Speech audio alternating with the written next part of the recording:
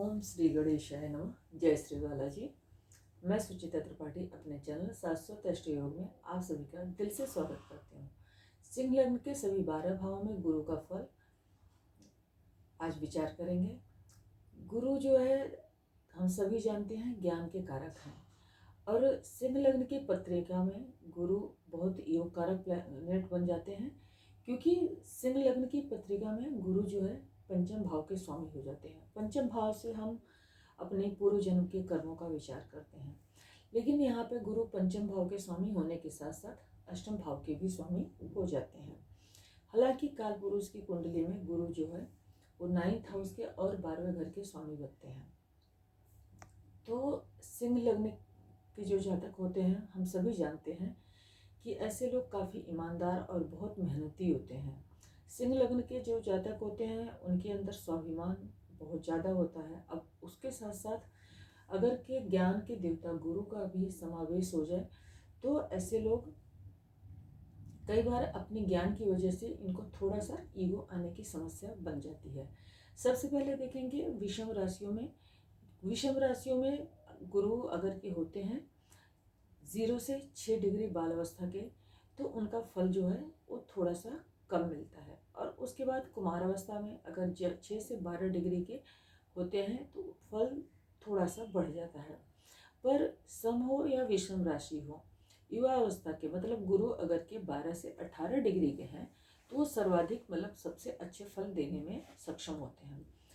वृद्ध अवस्था के हो जाते हैं वो विषम राशि में 18 से 24 डिग्री के, और मृत अवस्था के होते हैं 24 से 30 डिग्री के। लेकिन सम राशियों में वो 0 से 6 डिग्री मृत अवस्था के होते हैं और 6 से 12 में वृद्ध अवस्था के होते हैं।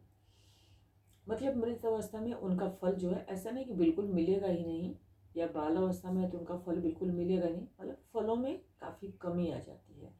तो जब फलों में कमी आ जाती है तब हम जुपिटर देव के, अपने गुरुदेव के कुछ उपाय करके, जैसे उनका मंत्रोच्चारण करके, मंत्र जाप करके, एकादशी का फास्ट करके भी हम उनको बहुत मजबूत बना सकते हैं।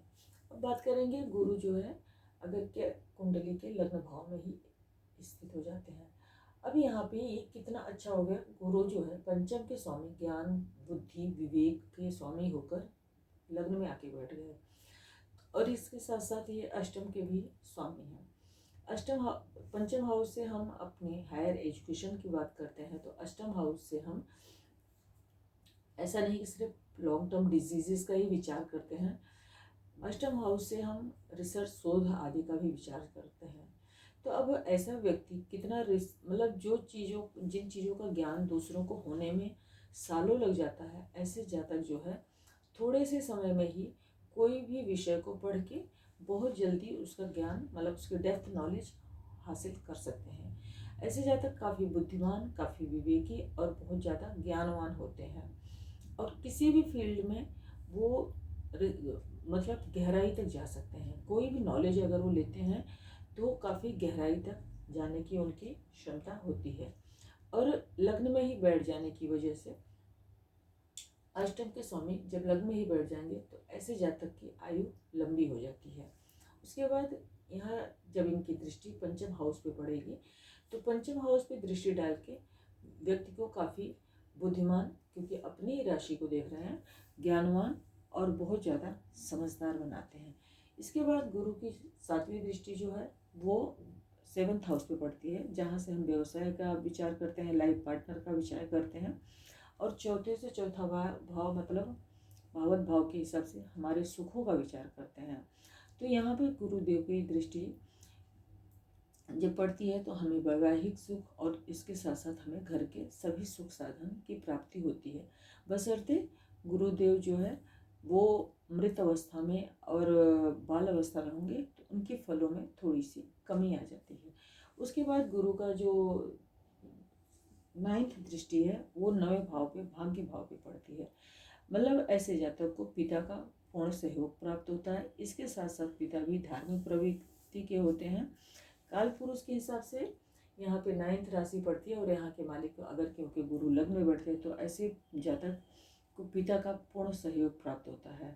और ऐसे लोगों को लॉन्ग ट्रेवल जो लंबी दूरी की यात्रा होती है उसका भी जो है सुख पूरा का पूरा प्राप्त होता है। मतलब ऐसे लोग धार्मिक प्रवृत्ति के होने के साथ साथ धार्मिक यात्राएं भी बहुत अधिक मात्रा में करते हैं। अब अगर गुरुदेव कुंडली के सेकंड हाउस में बैठ गए, अब ये यहाँ बैठेंगे तो अर्थ ट्राइन को एक्टिवेट कर देंगे। दूसरे घर में गुरुदेव को धन का कारक कहा गया है। जैसे हम कहते हैं ना, गुरुदेव संतान के कारक हैं, धन के कारक हैं, आय के कारक हैं, तो यहाँ पे इनको धन के कारक कहा गया है। अब यहाँ पे अगर गुरुदेव बैठते हैं तो गुरुदेव यहाँ पे सम राशि के हो गए, तो 0 से 6 डिग्री के तो ये मृत अवस्था में रहते हैं और 6 से 12 ये वृद्ध अवस्था के रहते हैं। तो मतलब ऐसी स्थिति में इनका फल थोड़ा सा कम मिलता है। लेकिन अगर दूसरे घर में गुरुदेव बैठ गए तो ऐसे जातक की वाणी जो है वो काफ़ी प्रभावशाली होती है, और ऐसे जातक को जो वाणी बोलेंगे वो काफ़ी ज्ञानवान वाणी होगी। मतलब उनकी जो वाणी होगी उसमें उन बहुत नॉलेज होगी, जो डेप्थ की नॉलेज होगी। ऐसे जातक को जनरली जो इंट्यूशन पावर होती है, क्योंकि अष्टमेश होके वाणी की अवस्था में बैठ गया, तो ऐसे जातक का इंट्यूशन पावर बहुत अच्छा होता है। धन भाव में यहाँ पे बैठने की वजह से जो कुटुंब का, परिवार का पूरा पूरा साथ देते हैं और परिवार के लिए प्रयासरत रहते हैं। मतलब कुटुंब के लिए हमेशा कुछ न कुछ करते रहते हैं। ऐसे जातक को मिष्ठान मीठा खाने का बहुत शौक होता है।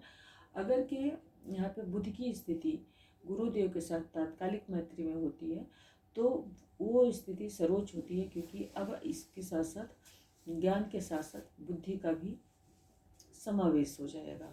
तो बुध देव अब यहाँ पे 12वें घर के एकादश भाव के मालिक होके अगर के कुंडली में यहाँ पे इनके साथ तात्कालिक मैत्री कर लेते हैं तो यह स्थिति काफ़ी अच्छी हो जाएगी। यहाँ पे गुरु अगर के अकेले होते हैं तो कारको भाव नाशय करते हैं, तो कई बार धन इकट्ठा करने में परेशानी खड़ी कर देते हैं, और ये सारे जो फल हैं वो उनकी महादशा, अंतरदशा और प्रत्यंतर दशा में ही देखने को मिलती है। यहाँ पर बैठे गुरुदेव की दृष्टि जो है वो 6th हाउस पे पड़ती है, जहाँ से हम जॉब का, करियर आदि का विचार करते हैं। तो कई बार ऐसा होता है कि जॉब में, करियर में अगर कि इनका बल कम है तो बार बार परिवर्तन के योग बनते रहते हैं। लेकिन चूँकि गुरु की दृष्टि 6th हाउस पे पड़ती है तो शत्रुओं को परास्त करने में सक्षम होते हैं। उसके बाद इनकी जो दृष्टि है वो 8वें घर पे पड़ेगी। ऐसे लोगों को इंट्यूशन पावर के साथ साथ पैतृक संपत्ति का सुख पूरा प्राप्त होता है। अब यहाँ से हम देखें तो ये हमारे दादा का हाउस होता है, दादा के हाउस से ये 4था हाउस हो गया, तो ये पैतृक संपत्ति का हाउस हो जाता है, बिना कमाया धन। अब गुरु यहाँ पे स्वयं की राशि को देखेंगे तो ऐसे जातक को पैतृक संपत्ति अगर कि किसी मेलेफिक प्लैनेट का इफेक्ट नहीं है तो आराम से प्राप्त होती है। अभी यहाँ पे बैठे गुरु की दृष्टि कर्म स्थान पे पड़ती है, शुक्र की राशि पे, तो ऐसे व्यक्ति जिस काम में लगे रहेंगे उसमें निरंतर प्रयास करते रहेंगे, मतलब हार्ड वर्क करते रहेंगे और कंसिस्टेंसी के साथ लग के काम करेंगे और अच्छी मात्रा में धन अर्जन करने का प्रयास करते हैं। यहाँ पे अगर गुरु के साथ कोई दूसरे प्लैनेट आ जाते हैं तो स्थिति ये होती है कि धन आप जोड़ने में सक्षम हो पाते हैं।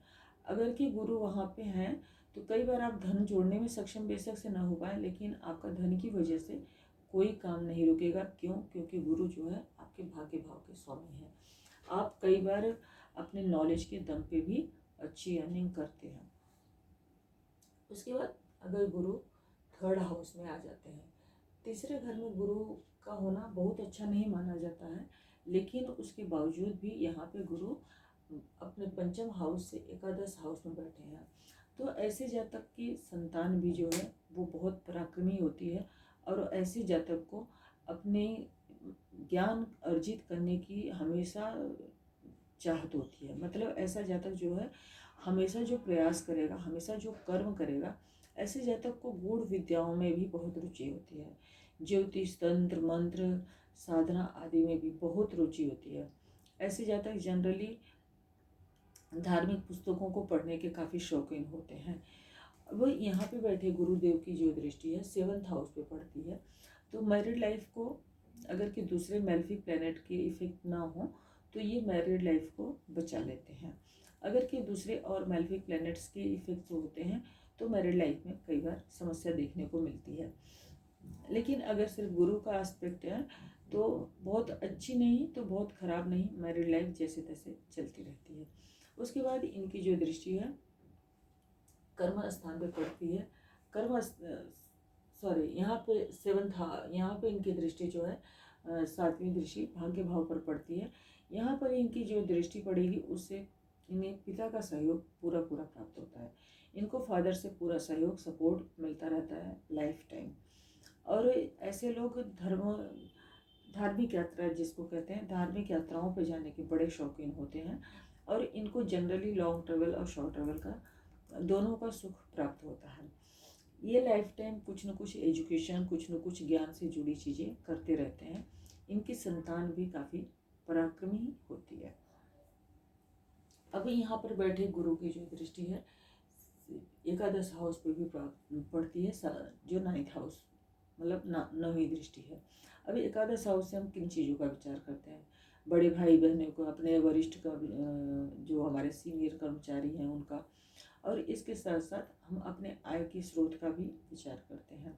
तो ऐसी स्थिति में अगर के शुक्र के साथ तात्कालिक मैत्री में है तो धन की स्थिति इनके निरंतर बनी रहती है, मतलब धन इनको लगातार आते रहता है। धन की स्थिति इनकी कभी भी कमज़ोर नहीं होने पाती है। अब अगर की बात करें, गुरुदेव अगर के कुंडली के चौथे घर में ये बैठ जाते हैं। चौथे घर में गुरु अगर बैठते हैं तो पंचम के मालिक होके चौथे घर में बैठ जाते हैं। ऐसे में क्या होता है, कई बार जातक को पेट से जुड़ी कोई समस्या जरूर दे देते हैं, लेकिन उसके बावजूद भी पंच केंद्र और त्रिकोण का संबंध बना रहे हैं। तो ऐसे जातक के पास पर्याप्त मात्रा में भूमि, भवन, वाहन, गाड़ी आदि का सुख प्राप्त होता है, क्योंकि यहाँ पर मंगल जो है वो 9th हाउस के लॉर्ड बनते हैं। यहाँ पे गुरुदेव बैठते हैं तो ऐसे जातक हायर एजुकेशन प्राप्त करने के लिए हमेशा प्रयासरत रहते हैं। कभी कभी चूँकि अपने से द्वादश चले गए हैं गुरुदेव, तो कभी कभी थोड़ी बहुत अड़चन इनको झेलनी पड़ती है, अदरवाइज इनकी शिक्षा अच्छी रहती है। और इसके साथ साथ इनकी जो दृष्टि है वो अष्टम भाव पे पड़ती है। तो ऐसे लोग जो है गूढ़ विद्याओं की तरफ काफ़ी आकर्षित रहते हैं। और अष्टम का संबंध चतुर्थ से बनने की वजह से कई बार इनकी माता को हेल्थ रिलेटेड कुछ न कुछ परेशानी देखने को मिलती है। गुरु की महादशा, अंतरदशा और प्रत्यंतर दशा जिस टाइम पे होती है उस टाइम पे ऐसी स्थिति देखने को संभावना बन जाती है। और इसके बाद गुरु की जो सीधी 7वीं दृष्टि पड़ती है वो 10th हाउस कर्म स्थान पे पड़ती है। तो कर्म स्थान पे दृष्टि होने की वजह से जातक निरंतर आय के लिए निरंतर कर्म करते रहते हैं। बहुत ज़्यादा कर्मठ होने की वजह से, बहुत कर्म करने की वजह से ये किसी न किसी सोर्स से अपने लिए अर्निंग प्राप्त कर लेते हैं। क्योंकि पंचम के जो मालिक हैं ये, और अगर कि इनकी यहाँ दृष्टि पड़ती है तो 1 2 3 4 5 6 यहाँ से छठा पड़ गया इनका। तो ऐसा होता है 6th हाउस से हम जनरली विचार करते हैं जॉब आदि का। अगर ऐसे जातक जॉब आदि के क्षेत्र में होते हैं तो उसमें उनको भाग्य का पूरा साथ मिलता है और बहुत अच्छी मात्रा में वो मतलब अच्छी पोस्ट पे पहुंचने की क्षमता रखते हैं। अब गुरु की जो दूसरी दृष्टि पड़ती है वो यहाँ पे 12th हाउस पे पड़ती है। तो बेसिकली देखा जाए यहाँ पे गुरु रहेंगे तो धर्म कर्म में बहुत रुचि रखेंगे और ऐसे जातक जनरली मोक्ष को पाने का प्रयास जिसको कहते हैं करते हैं। ये ऐसे जातक स्टार्टिंग के फेज में थोड़ा सा प्रॉब्लम, हार्डशिप झेलते हैं, पर बाद में ये होता है कि इनका जो व्यय होता है वो भी धर्म यात्राओं पे या धार्मिक कार्यों पे या शोध के कार्यों पे, रिसर्च आदि से जुड़े हुए कार्यों पे खर्च करते हैं। 8वें भाव से हम रिसर्च आदि का भी विचार करते हैं, 12वें घर से हम व्यय का विचार करते हैं। चूँकि ऐसा कहा गया है कि गुरु ज्ञान के कारक तो हैं ही, यहाँ पे 5th हाउस के मालिक हैं, लेकिन ये कहते हैं कि गुरु जो है गुरु की दृष्टि में ही अमृत है। तो गुरु की जब दृष्टि कर्म स्थान पे पड़ेगी, अष्टम के मालिक हैं, मतलब रिसर्च भाव के, हाँ, और उसके मालिक होके कर्म पे दृष्टि डालेंगे, प्लस उसके बाद द्वादश स्थान पे व्यय पे दृष्टि डालेंगे, तो रिसर्च आदि के फील्ड में ऐसे लोग व्यय कर सकते हैं और वहाँ से मान सम्मान प्रतिष्ठा आदि प्राप्त कर सकते हैं, बिकॉज ये नॉलेज के कारक हैं और कर्म भी जो है उसी से रिलेटेड करेंगे। उसके बाद बात करते हैं जब गुरु पंचम हाउस में आ जाते हैं। अब फिर से कारको भाव न्यासी का सूत्र यहाँ पे, पंचम हाउस में गुरु जब बैठते हैं और अकेले होते हैं तो कई बार पुत्र संतानी प्राप्ति में विलंब पैदा कर देते हैं, या तो विलंब हो जाता है या तो कई बार संतान नहीं होती है। अगर और मेल्फिक इफेक्ट्स आ जाते हैं और गुरु यहाँ पे अकेले ही बैठे हों तो कई बार संतान नहीं होती या कई बार देर से होती है, और कई बार संतान होती तो है पर संतान जो है खुद से दूर रहती है, ये स्थिति बन सकती है। यहाँ पे बैठे हुए गुरुदेव 100 राशि के हैं और काल पुरुष की कुंडली में ये 9th के भाग्य भाव के स्वामी बनते हैं और 5th हाउस में पंचम स्थान में बैठ गए तो बुद्धि विवेक और ज्ञान बहुत अच्छी मात्रा में होता है। नॉलेज हर क्षेत्र की होगी, इनको धर्म से जुड़ा और रिसर्च आदि के फील्ड से जुड़ा ज्ञान बहुत अच्छी मात्रा में होता है। यहाँ पे बैठे गुरु की जो दृष्टि है वो 9th हाउस में पड़ती है, तो पिता के साथ संबंध भी बहुत अच्छे और मधुर रहने की संभावना बनती है। पर यहाँ पे बैठे गुरुदेव कई बार पेट से जुड़ी कुछ न कुछ समस्या, वात से जुड़ी कुछ न कुछ समस्या दे देते हैं। अभी इसके बाद गुरु की जो दृष्टि पड़ती है एकादश हाउस पे पड़ती है, तो ऐसे लोगों का जो बड़े भाई बहनों के साथ संबंध, आय के क्षेत्र में इनको निरंतर आय प्राप्त होती रहती है, प्लस गुरु की जो दृष्टि है वो लग्न में पड़ती है, तो जातक काफ़ी ज़्यादा नॉलेज वाला, ज्ञान वाला, बुद्धिमान और बहुत ज़्यादा विवेकी होता है। ऐसे जातक मतलब इनके अंदर इतना ज्ञान होता है कि ये कठिन से कठिन परिस्थिति से निकलने की इनमें क्षमता होती है, और ऐसे जातकों को, ऐसे लोगों को बहुत ज़्यादा धर्म आदि के प्रति बहुत ज़्यादा गहरी रुचि होती है। पिता के साथ संबंध बहुत मधुर होते हैं और गुरुओं का, पिता का इन्हें पूरा पूरा सपोर्ट जीवन में प्राप्त होता है। जनरली ऐसे जातक बहुत भाग्यवान होते हैं।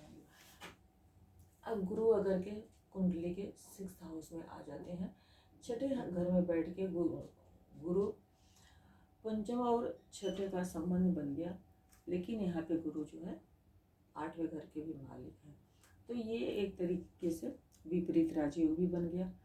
तो इसका मतलब यह है कि कई बार पेट के रोग दे देते हैं, कई बार बीमारियां दे देते हैं छोटी मोटी, लेकिन बीमारियों से लड़ने की पूरी पूरी क्षमता भी देते हैं। पेट से जुड़ी कुछ न कुछ समस्या दे सकते हैं, हालांकि बाद में चल के उसमें राहत भी गुरुदेव दिला देते हैं। गुरु की जो दृष्टि है यहाँ से शुरू में तो ये हार्डशिप देते हैं, लेकिन विपरीत राजयोग की वजह से एक समय के बाद, मतलब स्टार्टिंग के 7-8 साल जो गुरु की महादशा बीतने के बाद में ये उसका लाभ भी देते हैं, क्योंकि गुरु यहाँ पर बैठे हुए हैं और यहाँ पर बैठ के 1 2 3 4 5 कर्म स्थान को देखते हैं। तो आपको कर्म के क्षेत्र में, अब ये कर्म से देखेंगे तो ये कर्म का भाग्य बन जाता है, क्योंकि यहाँ से 7 8 9 तो ये कर्म का ट्राइन बन गया। तो यहाँ से कर्म के क्षेत्र में जातक काफ़ी ज़्यादा कर्मठ होंगे और काफ़ी ज़्यादा मेहनती होंगे, और ऐसे लोग जनरली अपने धन का जो व्यय है वो भी धार्मिक कृत्यों पे, धर्म की यात्रा पे, धार्मिक तीर्थ यात्राओं पे करते हैं। यहाँ पे गुरु की दृष्टि होने से जातक कई बार जो कहते हैं बेडरूम का लाइफ जो है वो अच्छा होता है, और ऐसे में जातक को कई बार सिद्धियां प्राप्त होती हैं कि कई बार जो चीज़ें लोगों को समझ में नहीं आती, ऐसे जातक उन चीज़ों को भी समझ पाते हैं। जनरली ऐसे जातक को कई बार ये भी देखा गया है कि उनको मोक्ष आदि में काफ़ी रुचि होती है। 12वें घर से हम मोक्ष का भी विचार करते हैं, तो ऐसे जातक कई बार ऐसी चीज़ों के विषय में भी विचार करते हैं। हालांकि जो इनका ट्रैवल का होता है इनको अगर के लॉन्ग ट्रेवल करना पड़े तो उसमें गुरुदेव अगर कोई हर्डल्स आता है तो उसमें उनका बचाव करते हैं। उनका पैसा जो है व्यय स्थान पे दृष्टि होने के बावजूद भी अपव्यय नहीं होता, मतलब उनका पैसा जो है मिसप्लेस गलत जगहों पे खर्च नहीं होता। यहाँ पे गुरुदेव रहते हैं तो जब तक के पास धन की कमी नहीं होती, धन निरंतर आते रहता है, क्योंकि यहाँ पे गुरुदेव की जो दृष्टि है धन भाव पे पड़ती है। तो धन तो निरंतर आता रहता है, लेकिन यहाँ पे गुरु पे की स्थिति से कई बार कलंक लगने का चांस बनता है। उसके बाद बात करेंगे गुरु जब सप्तम में आ जाते हैं, 7th हाउस में जब गुरुदेव बैठते हैं तो यहाँ पे बैठ के गुरुदेव लग्न को देखते हैं। तो फीमेल की कुंडलियों में ये योग ठीक होता है, लेकिन वैवाहिक सुख में अब ये यहाँ से मैरिज मतलब ससुराल के भाव से 12वें में है, तो कई बार वैवाहिक सुख में थोड़ी सी कमी, मतलब बेडरूम लाइफ में थोड़ी सी कंपेबिलिटी नहीं होती, या समझ लीजिए कि किसी न किसी कारण से लाइफ पार्टनर से दूरी रहने की संभावना बन जाती है। और कई बार लव मैरिज के योग भी यहाँ पे गुरुदेव बनाते हैं, क्योंकि पंचम भाव से हम लव मैरिज का विचार करते हैं, मतलब लव पार्टनर का विचार करते हैं। और पंचम का संबंध जब सप्तम से बन जाता है तो कई बार ऐसे जातक लव मैरिज करते हुए भी देखे जाते हैं। और कई बार गुरु की यहाँ पे स्थिति होने की वजह से लाइफ पार्टनर के साथ संबंधों में बहुत ज़्यादा मतलब थोड़ा सा डिस्टेंस हो जाता है। साथ रहेंगे, लड़ाई झगड़ा नहीं है, कुछ नहीं है, पर यहाँ पे बैठे गुरुदेव लग्न को देखते हैं। अगर मेल जातक की पत्री होती है तो थोड़ा सा ईगो बढ़ा देते हैं, क्योंकि गुरु जो है ज्ञान के कारक है, और ज्ञान के कारक तो लॉर्ड होके वो जब सूर्य की राशि को देखते हैं तो थोड़ा सा कई बार ईगो बढ़ा देते हैं, क्योंकि वे उन पंचम भाव में उनकी मूल त्रिकोण साइन होने की वजह से उन्हें नॉलेज और ज्ञान तो बहुत अच्छी मात्रा में होता है, प्लस गुरु की दृष्टि हो गई तो उससे भी उनका थोड़ा सा ईगो बढ़ जाता है। और प्लस यहाँ से उनकी जो दृष्टि पड़ती है एकादश हाउस पे, तो धन की मात्रा भी बहुत अच्छी होती है इनके पास। तो कई बार ईगो क्लैशेस की वजह से भी लाइफ पार्टनर से मतभेद रहने की संभावना बनती है। और यहाँ पे बैठे गुरुदेव जो है कर्म स्थान को देखते हैं, तो छोटे भाई बहनों के साथ रिलेशन मधुर रहते हैं। शनि देव अगर के इस कुंडली में गुरु के साथ तात्कालिक मैत्री में है तो स्थितियाँ जो है बेहतर रहती हैं। उसके बाद बात करते हैं गुरु जब स्वयं के राशि में अष्टम में आ जाते हैं। अब गुरु देव जो है यहाँ पे काल पुरुष की कुंडली के हिसाब से 9th के भाग्य भाव के स्वामी होते हैं। भाग्य भाव के स्वामी जब अष्टम में आ जाते हैं, पिता से थोड़ी सी किसी वजह से वैचारिक मतभेद या थोड़ी सी दूरी रहने की संभावना बन जाती है। लेकिन चूंकि ये पंचम के मालिक हैं और अष्टम में गए हैं, तो कई बार ऐसे लोग गूढ़ विद्याओं में, रिसर्च आदि में बहुत हाई लेवल तक जाते हैं और बहुत अच्छे पोजीशन हासिल करते हैं। और ऐसे लोग अपने बुद्धि विवेक द्वारा बहुत अच्छी मात्रा में धन अर्जन करते हैं, क्योंकि यहाँ पे बैठे हुए गुरुदेव की जो दृष्टि है धन भाव पे पड़ती है। और ऐसे लोगों को जो है डेप्थ नॉलेज या रिसर्च से जुड़ी नॉलेज बहुत अच्छी मात्रा में मिलती है। और यहाँ पे बैठे हुए गुरु इन्हें अपना पैतृक संपत्ति की जो है प्राप्ति बहुत आसानी से करवा देते हैं, अगर किसी मेलेफिक प्लेनेट का इफेक्ट ना हो तो ऐसी हालत में। यहाँ पे बैठे गुरु की जो दृष्टि है वो कई बार बीमारियाँ जो है पेट से जुड़ी दे देती है, तो उसके लिए सावधान रहना चाहिए। समय समय पर जो है उसका टेस्ट करा लेना चाहिए, अगर कि महादशा अंतर्दशा गुरु की ही चल रही हो। यहाँ पे बैठे गुरुदेव की दृष्टि जो है 12वें घर में पड़ेगी, तो ऐसे जातक धार्मिक यात्राओं पे या रिसर्च के शोध के कार्यों पे जनरली खर्चा करते हुए बहुत ज़्यादा देखे जाते हैं। इनका पैसा जो है जो भी खर्च होता है वो इनको रिटर्न के रूप में वापस ज़रूर मिल जाता है, क्योंकि ये जो काम करते हैं ये बहुत बुद्धि से, बहुत विवेक से और बहुत तह तक अंदर तक समझ की चीज़ों को फिर कार्य करते हैं। अब यहाँ पे बैठे गुरुदेव की जो दृष्टि है 4th हाउस पे पड़ती है, तो ये बेसिकली देखा जाए मोक्ष ट्राइन पूरा एक्टिवेट हो गया।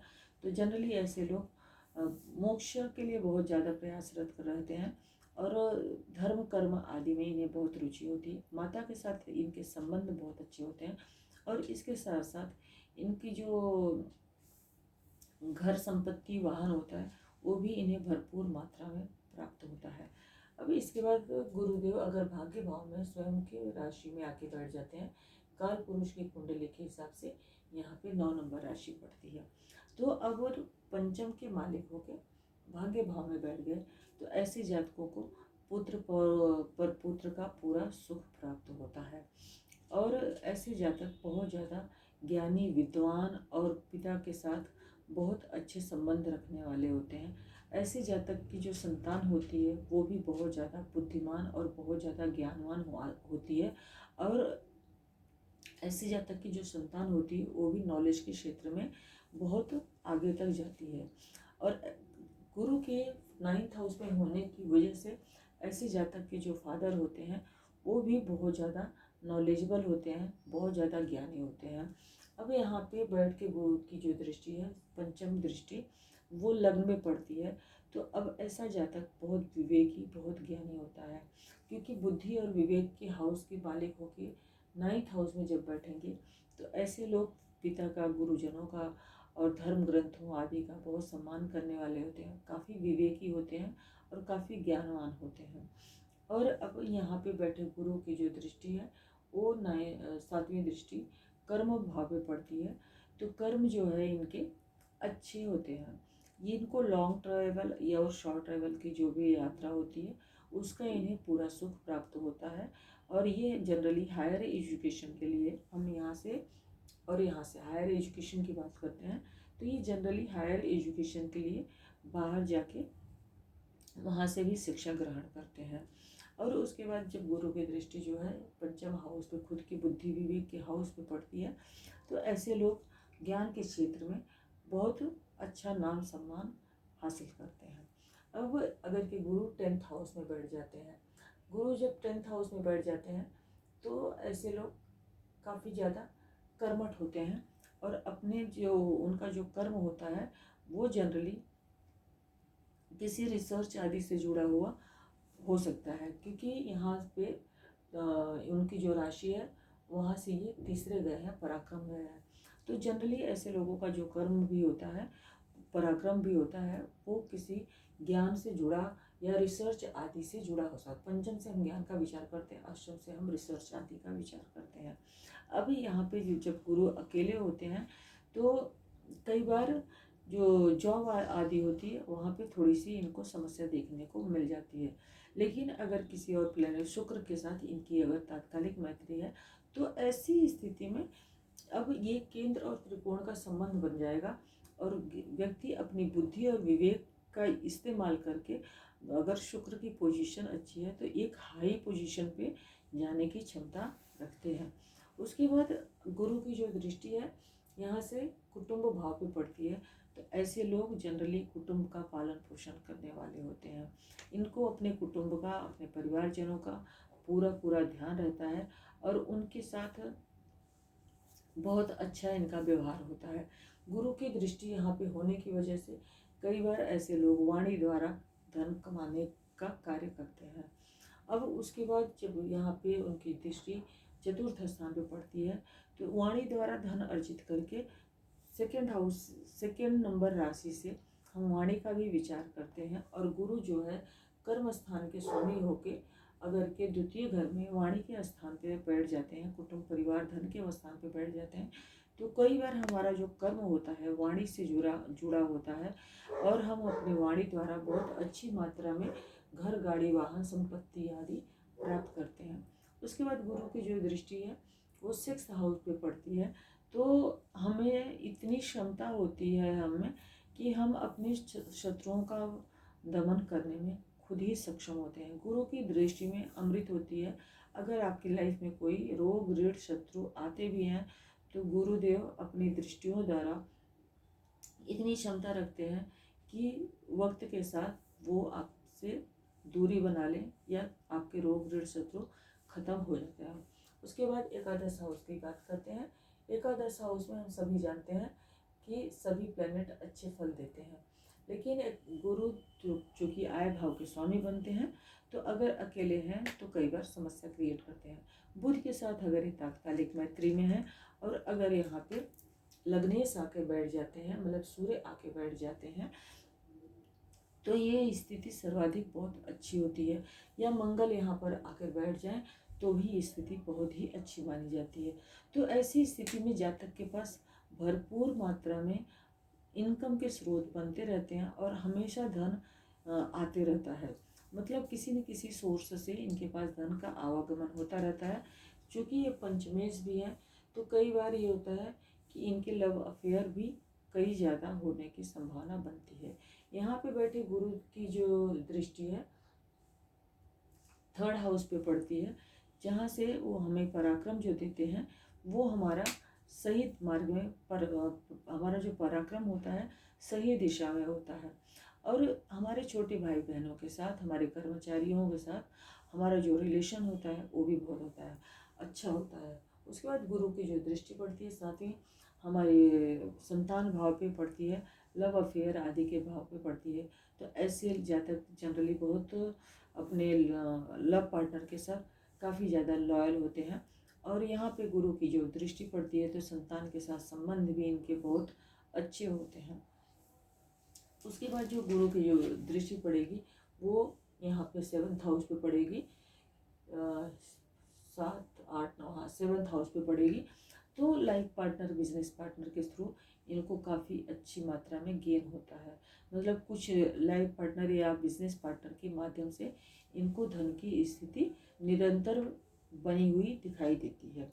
मतलब हम कई बार तो ऐसा होता है कि ऐसे जातक का जो लाइफ पार्टनर होता है वो भी धन के आगमन में इनका हेल्प करता है। मतलब उसका भी कुछ न कुछ सोर्स ऑफ इनकम होता है। अब अगर के गुरु जो है कुंडली के 12th हाउस में बैठ जाते हैं, गुरु जब कुंडली के 12th हाउस में बैठेंगे तो यहाँ पर बैठ के 4th हाउस को देखेंगे और उसके बाद 6ठे घर को देखेंगे और उसके बाद 8म हाउस को देखेंगे। 4th हाउस को देखेंगे तो ऐसे जातक कई बार पढ़ाई लिखाई के लिए, एजुकेशन के लिए, हायर एजुकेशन के लिए घर से बाहर जा सकते हैं। लेकिन ये है कि यहाँ पे गुरु अगर बैठते हैं तो 4थे घर का सुख पूरा प्रदान करते हैं। माता का, घर, गाड़ी, वाहन का पूरा सुख प्राप्त होता है। अगर गुरु की महादशा में मंगल की अंतर्दशा प्रत्यंतरदशा आती है तो कई बार ऐसे लोग मकान, वाड़ी और वाहन आदि पे खर्च करते हुए दिखाई देते हैं। अब उसके बाद गुरु की जो दृष्टि है वो 6th हाउस पे पड़ती है। तो ऐसे लोग अगर मकान आदि खरीदने के लिए लोन अगर लेते हैं तो उनका लोन भी समय पर चुकता हो जाता है। उसके बाद गुरु की जो दृष्टि है 7, 8, 9 हमारे अनअर्न्ड इनकम जिस भाव जिसको बोलते हैं, बिना कमाया धन का विचार जिस घर से हम करते हैं वहाँ पे पड़ती है। तो हमें कई बार बिना कमाया धन भी प्राप्त हो जाता है। या हम कई बार जो हमारी यात्राएं होती हैं वो धार्मिक यात्राएं होने की संभावना बनती है। मेरा वीडियो आज का कैसा लगा? अगर वीडियो अच्छा लगा हो तो प्लीज़ वीडियो को लाइक करें, चैनल को सब्सक्राइब करें, अपने फ्रेंड्स और रिलेटिव्स के साथ शेयर ज़रूर करें। आप सभी का श्री हरि विष्णु कल्याण करें। बहुत बहुत धन्यवाद।